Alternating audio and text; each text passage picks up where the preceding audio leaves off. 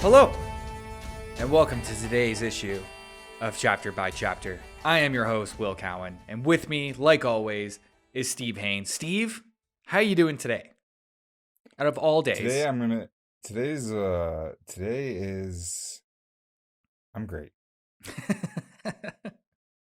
I'm great today. Yeah, that's good to hear. Are you excited about this chapter? How'd you like this chapter before we even This get into it? chapter, a lot of mumbo jumbo in this chapter. That's what I'm. You remember? You know how I said yesterday when you can really tell that this part of the book is like they split this part into two books. Like this is kind of like that reintroduction to the characters and kind of the world and a little bit of world building. Yeah, tons of lore building and talk of things that we don't understand. We don't really understand yet, but I appreciate it though. So in this chapter, chapter 25, the traveling people. Instead of yesterday where we're talking and sailing, today we're kind of walking and talking, but mostly we're sitting and talking. Mostly sitting and talking. Mostly sitting. Check back in with Perrin and Egwene and their wolf friends. I'm going to call them the Wolfpack. I'm going to take that right now. Yep. Going to call them the Wolfpack. I sanction that. Yeah. So we check back in with Perrin, Egwene, and the Wolfpack. Yeah. And they're just making their way. I think it's Camelin. They're on their way right now. Yeah. And Egwene's kind of forcing that system that she has where like everybody rides Bella for a little bit so nobody gets really tired. Yeah, and Elias is like, come on, man. I'm a wolf. I'm a wolf brother. Yeah. Like, my eyes are yellow.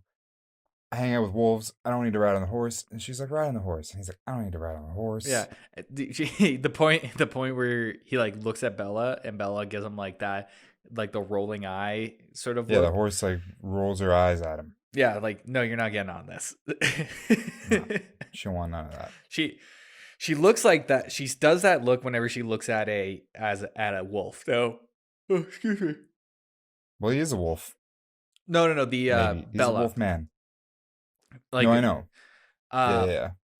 But I wonder, like, is that a look of like fear or disdain, or is it just kind of like I have no fucking time for you people? I think it's sass. It's a little bit of sass. Yeah, that's what I kind of read it as is some sassiness. With the cool thing here, what they're doing in this chapter is that the wolves kind of just go do their own thing, like during the day. Yeah, they're not really around, but they are around, but they're not seen. You know what they're doing? They're doing Lan's job. You know how Lan in the they're circling the perimeter. Yeah, they're just kind of keeping an eye on things, scouting. On top of that, they're bringing back food.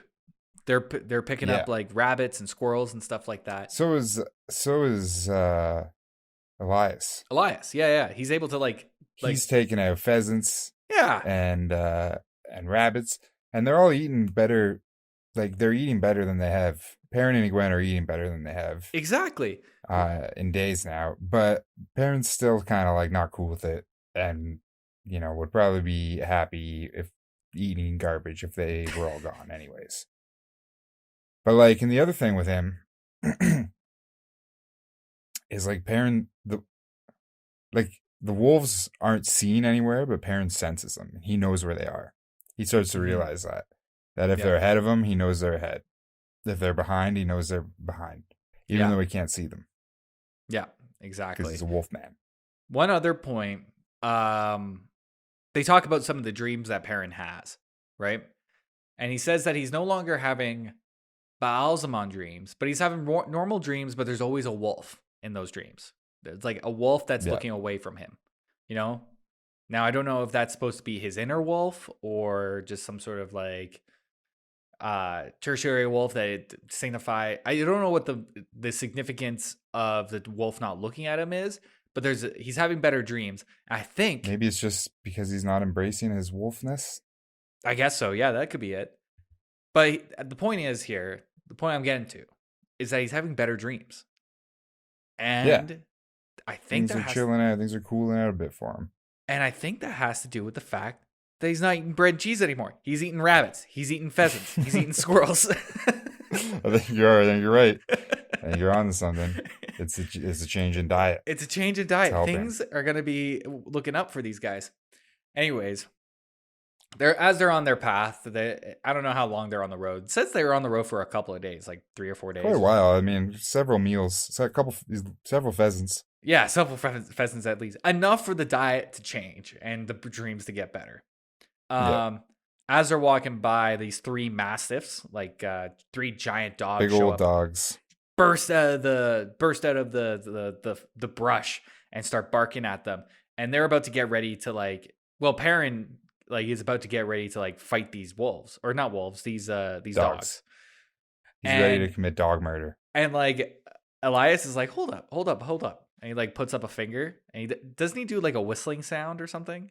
Yeah, He like whistles, he does. and then the dogs pay attention to the whistling, and they're looking at his finger, and then he brings his finger down, and he lowers his whistle pitch, and the dogs like chill out. They're like, "Hey, man!" So Elias is actually Caesar Milan. Yeah, it turns out he can speak dog too, He which can- I guess is the same thing. Yeah, But but he starts talking about like, oh, these dogs are members of a group called the Tinkers. I'm gonna call them the Tinkers. Like that's their colloquial term, I guess. Like that's not their actual name. The real name is something I don't think I can pronounce actually off the top of my it's head. like toothalon, Tathatholon, something like that. Tathatholon. Tinkers is just easier to remember. And he's like, okay, so these dogs are from the Tinkers. That means their group has got to be nearby. So why don't we just follow these dogs back to their group? They got to be in the bush somewhere. That's the only reason why they were coming out to attack us, is because they thought that we were kind of a threat. You know what I mean? Those dogs were doing the same job that the wolves are doing. Exactly. You know what? Dogs are a good tool to have in this world. Oh, the best. The best tool. And wolves are wolves are even better, I would say. Yeah. You got Stronger dog. big, scary ass dog that can bring you squirrels and pheasants and stuff. That's always good. He's like, okay, let's follow these dogs back to these Tinkers place. Maybe we'd be able to like camp with them for the night. You know? Yeah, and then there's a lot of talk once the name Tinker is thrown around. Everyone's heard it before. Perrin and Gwen have heard of Tinkers before. Yeah. They've never met them or seen them, but they've heard tales, and basically what they know of them is that they're thieves, and they're no good. Yeah. But Like- mainly that they're thieves, and Tinkers are known as if they show up at a town, You're gonna get robbed chances blind. are they're gonna try and burgle a few things. But even on top of that, they're known for recruiting. Yeah. Recruiting the youth. Yeah. And filling their heads full of wishy-washy. A little bit of And wishy-washy. making them question everything they know in their little village societies, and then leaving and becoming a traveling tinker and just stealing things from people. They're Warped Tour. Yeah, they're kind of like Warped Tour with no music. Yeah, no music. Actually, there's a little bit of music. They get to the Well, at this point, they don't know though. This is all just hearsay. This is what they know of them so far. Yeah, that's true. Right. Like, even Perrin kind of realizes that like all those stories are just coming from kind of the more curmudgeony Edmonds Fielders, and we all know at this point that Edmonds Fielders just don't like anything new. So No, they don't like anything. yeah, they don't like anything. So Tinkers, Aes Sedai, Warders, anything outside their little like 6 square kilometer radius, it's all bad news. So It's real bad. obviously everything that they've heard about the Tinkers is going to be just bad stuff, because everything's been bad stuff. It must be just a miserable existence living in Evansfield. I mean, it doesn't sound like a good one. Oh. They have that festival, Beltane. If that's the That sounds only, fun. I mean, They that's put up a stick and everyone dances around the stick. Remember that? That was fun. that's Once a year. Once a year, you get everybody. You get one day of the year to let loose. Everything else is just scary stories and bad news. Bad bread and cheese dreams. Bread and cheese dreams. Look, if these guys just ate some steak every once in a while, their whole existence would be a little bit Change better. that diet up. So, even Elias even like corrects him a little bit at this point. He's like going like, well, yes, they burgle, but they're not that bad. I've seen a lot worse, you know? Yeah. He's like, he's honestly kind of like, out of everything that's out here, these guys are probably nothing that you should be really afraid of for the most part, you know? Yeah, and so, eventually they come across I guess the camp where the Tinkers are. Mm-hmm. And I mean, it looks like Willy Wonka's campsite. It's a It vagabond is Willy just, Wonka's lifestyle. yeah, it is just, there's just colors everywhere, just all bright colors. So much so that it mentions that Perrin doesn't even know some of these colors. He's like, It's what just is probably like this? magenta, Yeah. Something like that. Because turquoise. he's probably only seen green and brown for his entire life. Yeah, it's orange. Yeah. Orange is the color that he couldn't explain. Yeah, I don't know, man. It's just, I guess it's like a fruity color. I can't place it. They're talking And about purple. what But are yeah, and these? like lots of patchwork and patches, patterns, and colors. They're Um, they're a traveling group, right? They're that's what the chapter's named after them for. They're no, the name Tinkers, or the original name that they have, the one that you and I can't say. Uh, it means like traveling people, you know? Tuathon, tu Tuathathon. Don't even try. Give up now. Don't even Um, try. yeah, I mean, as we will soon come to learn here is, I mean, they're basically just traveling hippies They're just who traveling also hippies. steal. Yeah, It's Burning Man. it's Burning It's just Man. a traveling Burning Man. It's yeah, that's really what it is. They're just a small group congregation of people who just like to hang out, you know? They have a bunch of like mumbo jumbo sayings for things. Like when they show up, an old man or older Yeah, man he's an older man. comes out. He's kind of like a leader of the group. Yeah. Yeah, and he goes right to Elias and asks him if he knows the song. And Elias says he doesn't. And the old guy's like, all right, cool. Well, carry on then. Let's hang out. It's like he's like this guy that's showing up and he's like, "Hey man, you know Grateful Dead?" Nah, man. All right. No, man. Oh, okay. Well, Come hang out anyways. we're going to hang out anyways, I guess. That's pretty much it. This guy, his name is Rain, right? Yeah, Rain. Yeah, Rain. He has like a big, his actual name is Rain the Mahdi. The Mahdi. The Mahdi is actually is a term that's used in a bunch of different series, but from what I remember, it's from Dune, and Mahdi is kind of like this term that kind of that means like great one, or one who can foresee, or something like that. So the fact that they use that term, it kind of gives Yeah, me for this, they say it's old tongue for seeker. seeker. Yeah. So for this group of people, I kind of get like maybe like an Arabic vibe.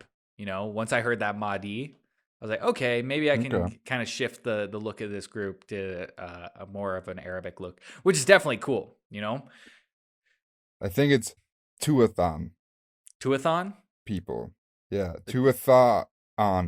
There's an Tuathon. apostrophe in there, in between two A's. Make of it what you will. Yeah, it's like a Baal Zaman sort of like, I don't know. Yeah. So he asks them about Grateful Dead. They say no, and he goes like, well, you guys can still hang out with us anyway. So they go over to a fire. And it turns out that Rain and Elias know each other. Yeah, they're like friends. From years past. Yeah. Yeah, they're friends of some degree. Yeah, Old acquaintances. Yeah, we don't really find out how or why they knew each other. Yeah. Know each other. Friend might be even a stretch in a way, because it's because there's a little bit of sass between the two of them. Yeah. And I think it's a little bit more of a respect. You know what I mean? Mm-hmm. And that means a lot. out in the field, like just somebody that you can rely on in a group that you can kind of like trust in a way. That means something. Absolutely. So they go have a fire with him, and they're led to a place where they also meet Rain's wife, Ela. She also got like white hair, kind of older looking, and that they eat for a little while, and that's when their grandson shows up, Aram. Yeah, Aram. Yeah, and Aram is a player. Yeah, he sees Egwene, And and it's immediately just turns on the wheels goes after her. Yeah, he's in it, and which is kind of this kind of adds a cool like level of world building for this group, because I don't know if he's actually their grandchild, or maybe he's just another one of the group that just like joined in, and they have this like sort of familial understanding. Treat him as such. Yeah. And maybe he starts talking about the way of the leaf, Yeah. And well, who's talking? Rain's talking about it. I think it was a mom. Or sorry, okay. Aram. Because the way of the leaf, he's kind of, because he's hitting on Egwene, and he's talking about like how they don't really use violence, and this is kind of like the term. This is kind of what they use to bring the children into this group. Is this way of the leaf lifestyle? Yeah, they call it the way of the leaf, which is basically just like, don't be a dick. Exactly, it's a pacifist lifestyle. You don't take violence on other people no matter what. Even if they put violence towards you, you don't take violence back. And the analogy that Aram uses is like, if you use your axe on a tree, sure, the axe can cut down the tree, but the tree is also dulling the axe, Mm-hmm. So violence goes both ways. So it's best not to take part of any of that violence. And Perrin goes like, well, sure. Yeah, but like, if somebody hits me, like I gotta hit him. I gotta hit him back, And I get that. I get that sort of way of thinking. But by this point, Egwene's already in Aram's pocket. Yeah, exactly. And there's this whole weird dynamic going on between Aram and Perrin, where he's kind of it's as if he's trying to compete with Perrin for Egwene. Well, Perrin doesn't even really know what's going on. It's all happening so fast, and Egwene is she's here for it, and she's happy that she's just like, she's interested in Aram. Well, you gotta think, because she's like specifically mentions that it's nice to meet someone who doesn't just like think that their muscles can solve every situation. Yeah. Which is, all these Emmon Fielders boys, like Matt and the rest of them, mm-hmm. Their muscles are going to solve the problem. They're going to smash it. So it's a nice change of pace. Smash it open, find the treasure. Yeah. So it's a nice change of pace. It's especially for the last like couple of weeks that they've been on the road, where it's been nothing but violence, and you have this guy that's treating you nicely and is saying something that's different from what everybody else been saying for the last few weeks. You're gonna listen. Yeah, I mean, she doesn't really pick up on that he's a player or anything, or coming across that way, which he definitely is.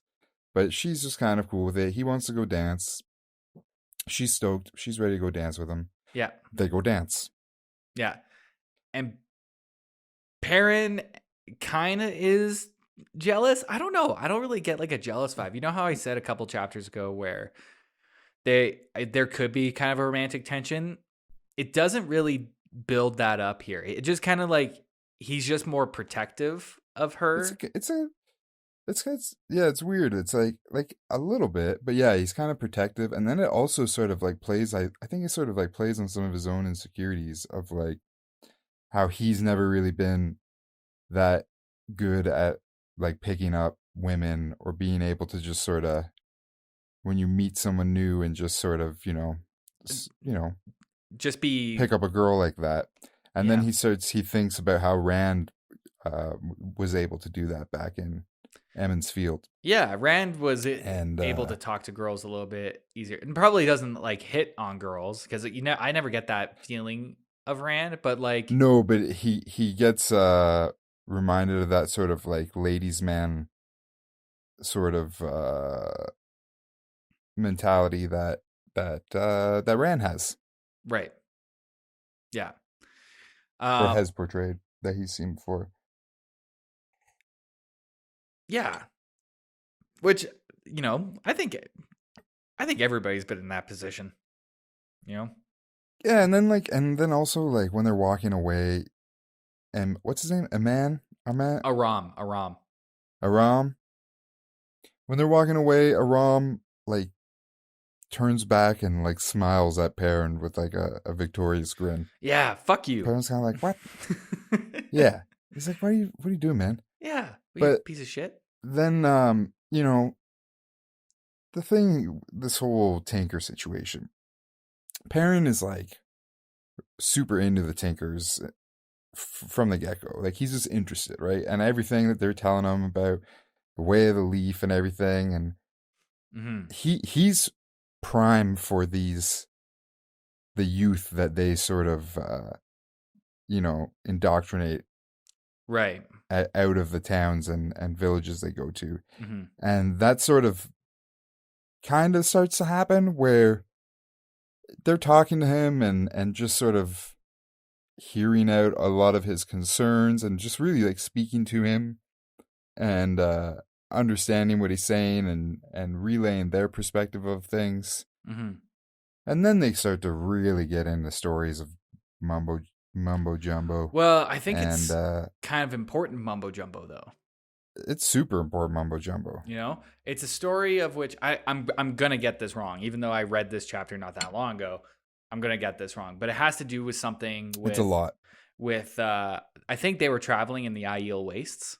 Like I think it's called the Blightlands or something like that, or the Blight. Yeah. So, which is important because nobody can go into the Aiel Wastes, but the Tinkers can.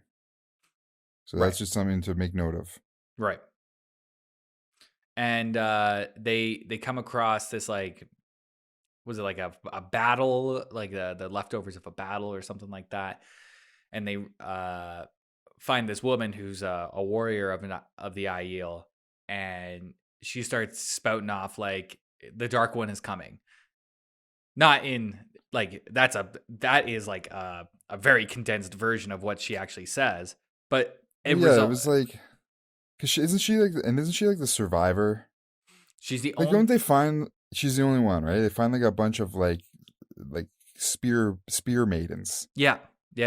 And they've all been killed by Trollocs except this one. Yeah, and which makes me think that these the Tinkers are probably kind of like an offsect group of the Aiel, because when they are in the Blight and this spear maiden Aiel warrior girl, she talks to them, and that's something that they wouldn't have done in any other sort of situation, because they consider them the lost ones, the ones that like separate, call them lost ones, that separate from the society, which you're not supposed to do. But she still talks to them in her dying breaths and still tells them that heeds this warning of these guys, of the Dark One showing up. I think they have different terms for it. It's like I have what she says here. The blinding one. Yeah, give it a shot. She says, Leaf Blighter means to blind the eye of the world. He means to slay the great serpent. Warn the people. Sightburner comes. Tell them to stand ready for he who comes with dawn. So, there it is. You know what? I was listening to you, but I stopped listening. I stopped listening. But basically, again, mumbo jumbo. She's talking leaf blighter means to blind the eye of the world. Yeah. He means to slay the great serpent, warn the people. Sightburner comes. Yeah. So go ahead. Make of that what you will. Yeah, like it's it's just more confirmation that bad stuff is going to happen, and we're still book 1 of 13, you know? Yeah, and that Perrin thinks that message over, and he's basically thinking the same thing we are. Is just like, geez, It's a lot of mumbo jumbo. okay, that is a lot. What is that? Eye of the World? What is what is Leaf Blighter? I was gonna But ask you, like, do you and I know what the Eye of the World is yet? Or have we seen that yet, or have a definition for the Eye of the World? I don't know. Have we Or read a glossary entry for it? maybe we did. I can't. I don't want to get back into it in case there's a spoiler If we involved. did, we did. If we didn't, we're gonna be finding it out later in the book. Look, folks, we read these chapters and then record them, and we're not very smart people. So a lot of There's it, no glossary for it. a lot of it, kind of culminates in. I think this is what is said. Exactly. Yeah, but Which is good enough. at the end of this story that Rain tells, Egwene comes back from partying, and she looks like she has She's like, I had the best time. yeah, she's Perrin, that guy's like, he makes me laugh, he makes me dance, he makes me sing, all good times. But as soon as she finishes that sentence, she like collapses in his arms and starts crying. yeah, and sort of breaks down. Reality hits her, and she starts crying and basically asking Perrin, do you think everyone's dead? Do you think Yeah. Rand and Matt and that Gleeman guy are alive? Yeah. And Perrin's like, absolutely. What else do you It's say in like, that situation? What else do you say? Yeah, like that's a rock and a hard place, man. Yeah, He it might, is. But he does believe it. He does choose because he has to. I mean, like honestly, when you're in this situation, you have to, because otherwise, what's the point? You know, Exactly. they're still worried about their friends. They're working towards finding their friends again. If they really truly didn't care, they'd be on their way back to Emmonsfield. You know. Yeah, and then, Egwene's like, thank you. And like she sort of wipes away her tears and then she gives him a little kiss. A little kiss on the cheek. Little kiss on the cheek. And Perrin's like, oh, geez. what, gee, Williger? Okay. He doesn't know. What is that? I don't know what that is. But that's what I mean. It's like when he gets that kiss on the cheek, like he doesn't react in the same way as like, oh, she likes me. He's just kind of like, okay, at least she feels better, you know? Like there's not that same romantic. Good guy Perrin. Yeah, it's not a romantic thing, but like I can see a douchebag like Aram pissing you off. And it's like, even if you didn't like the girl, but you have that dude just like coming in and being like just bulldozing you. It's your friend and they're just bulldozing you over, just like pushing you out of the way. It's like, fuck you, man. Not cool, man. That's not cool. I could see them getting to a fist fight or something like that, or some sort of heated argument at some point. If they stay with this group for a couple of chapters, then that's probably what's going to happen. Oh, yeah. Yeah, definitely. But other than that, that's the end of the chapter, folks.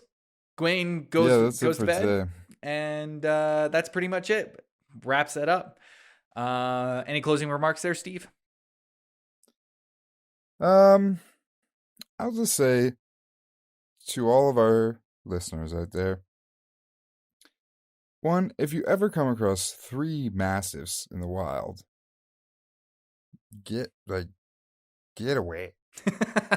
You can't speak to them. You don't have wolf friends. 2, if you find people traveling covered in fluorescent colors,